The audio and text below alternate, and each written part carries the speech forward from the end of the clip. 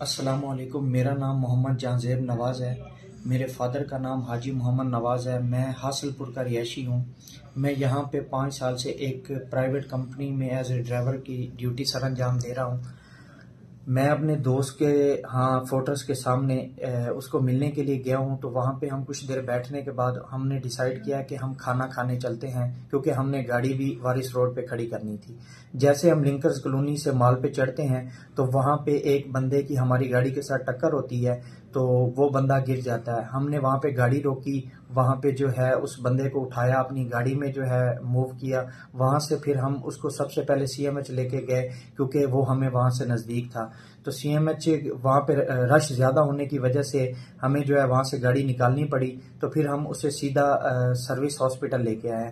وہاں پہ ہم نے ایدی کی اسٹریچر پہ اس کو اندر لے کے گئے ہیں۔ وہاں پہ ڈاکٹرز نے ہمیں بولا ہے کہ اس کی ڈیتھ ہو چکی ہے۔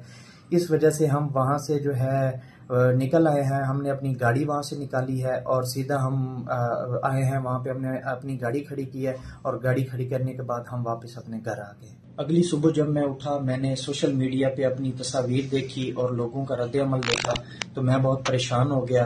اس لحاظ سے پھر میں نے اپنے باس راجہ شکیل زمان جو P T I central Punjab ہیں، ان کو میں نے یہ ساری بات بتائی، اور جی بی سیکورٹی کے ڈائریکٹر بھی ہیں، میرے باس ہیں وہ، میں نے ان کو یہ ساری بات بتائی۔ انہوں نے پھر مجھے جو ہے ساتھ لیا، یاسمین راشد سے ملے ہم۔ اس کے بعد جو ہے نا خان صاحب کے پاس مجھے لے کے گئے۔ خان صاحب کے پاس جو ہے انہوں نے ڈاکٹر یاسمین راشد ان کو ساری بات انہوں نے بتائی کہ جو ہے یہ معاملات ہیں، تو انہوں نے خان صاحب نے شاباش دی۔